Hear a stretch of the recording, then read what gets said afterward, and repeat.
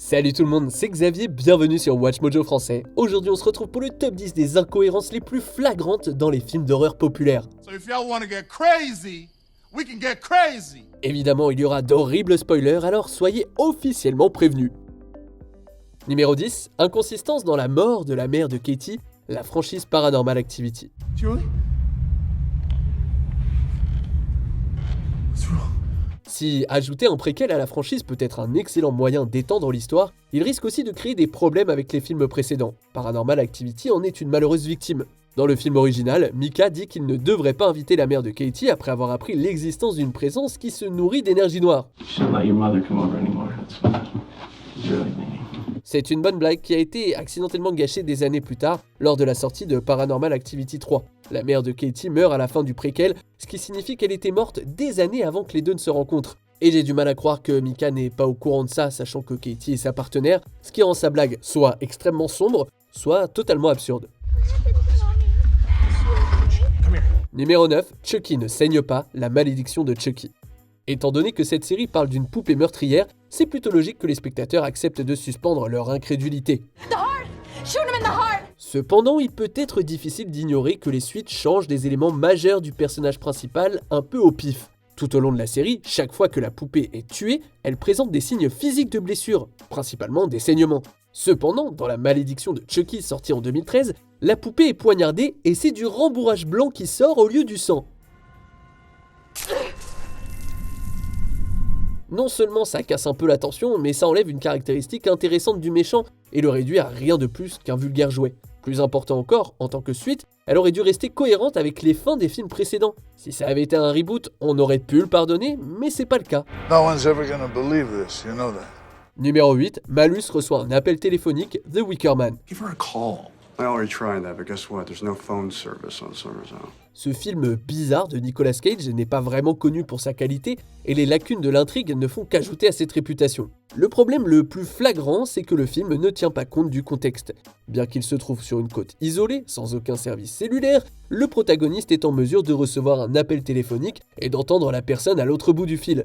Il aurait été possible de contourner ce problème en demandant à Malus de passer l'appel, car les numéros d'urgence sont toujours disponibles dans les zones où il n'y a pas de signaux cellulaires. Pete, help us! Help! Please!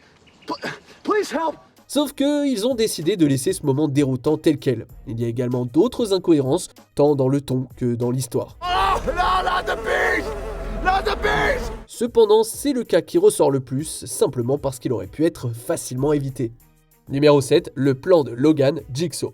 La série Saw a souvent recours à des rebondissements de dernière minute, et Jigsaw ne fait pas exception à la règle. 10 years ago in this very barn, a game was played. Le film présente Logan, un soi-disant scientifique qui se révèle plus tard être à la fois le maître du jeu et l'une des premières victimes de Jigsaw.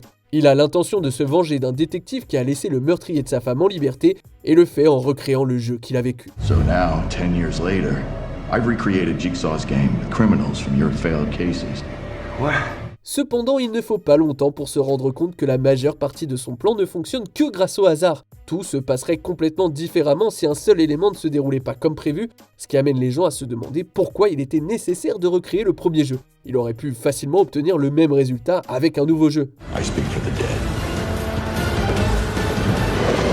Numéro 6, le tueur est à deux endroits à la fois, haute tension.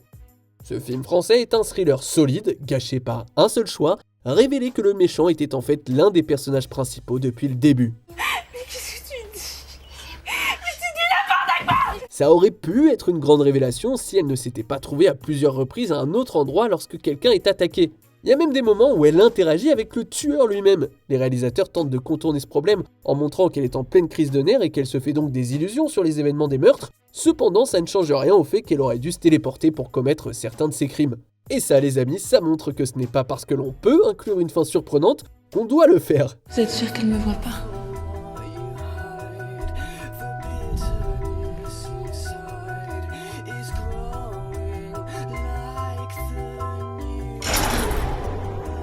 Numéro 5, Adélaïde et les doppelgangers s'approvisionnent Us. They think like us. They know where we are.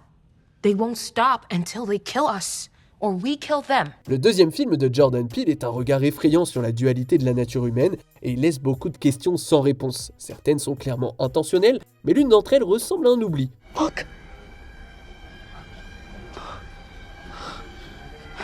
It's the line. En effet, à un moment donné, Adélaïde et les doppelgangers se lèvent pour se séparer de leurs homologues réels. C'est très bien, sauf qu'ils sont vêtus de combinaisons rouges et portent des ciseaux dorés. It's our time now. Où est-ce qu'ils ont trouvé ça? Peele ne nous donne aucune explication. Ils ajoutent à l'aspect intimidant des doppelgangers, mais de manière réaliste, les clones devraient porter des vêtements de fortune et ne pas avoir de véritables armes, non? Numéro 4, d'où vient l'œuf? Alien 3. Dans le troisième volet de cette série, l'équipage du Sulaco est attaqué par un facehugger sorti d'un œuf. Bien qu'il s'agisse d'un concept intéressant, il n'y a aucune chance que cela soit réellement produit. Dans Alien le Retour, Ripley trouve la reine et l'enlève en ouvrant le sas, détruisant ainsi tous les œufs à bord. Are we gonna sleep all the way home? Dans ces conditions, il semble incroyablement improbable que l'un d'entre eux ait pu survivre. Il n'y a pas d'explication plausible à la façon dont l'œuf est arrivé sur le vaisseau et aucun des personnages ne pense à se poser la question. On a l'impression que les créateurs ont simplement oublié les événements du film précédent, ou pire, qu'ils les ont ignorés, dans le seul but de créer un conflit pour la suite. Numéro 3, le masque de Michael change constamment, Halloween 20 ans après. Je ne sais pas trop quoi en penser. Le 7e film Halloween est centré sur Laurie Strode et ses tentatives de survie après que son frère l'a retrouvée. Bien qu'il y ait quelques bons moments, ils sont quelque peu éclipsés par un aspect gênant, le masque de Michael. Le film commence en réutilisant simplement le costume du volet précédent, mais il déraille rapidement avec une variété de remplacements en caoutchouc et en images de synthèse. En fait, il est différent dans presque chaque scène, des sourcils à la forme des lèvres. Les réalisateurs ont apparemment essayé de corriger ça, mais ça reste une distraction constante.